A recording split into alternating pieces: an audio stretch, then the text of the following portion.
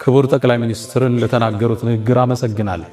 አክሱም ውስጥ ያሉ ሙስሊሞች 30 ኪሎ ሜትር ሄደው እንዲቀበሩ ከተገደዱ የሞቱት የከለከሉት ናቸው፣ ያ ሰውዬ አይደለም ብለዋል።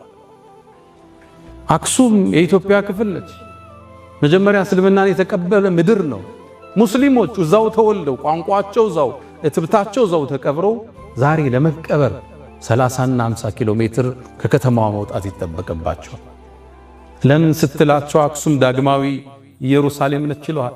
እሺ ኢየሩሳሌም እስራኤል ውስጥ መስጂድ አለ፣ ሙስሊሞች አሉ፣ ሙስሊሞች ይከበራሉ ዋናው ቦታ ላይ። እዚህ ለምን ከለከልካቸው? ሕገ መንግሥቱ የሃይማኖት ነፃነትን አውጇል። አንተ ለምን ነፈካቸው? አክሱም ውስጥ መጠጥ ቤቶች አሉ፣ ሺሻ ቤቶች አሉ፣ ይጠጣል፣ ይጨሳል።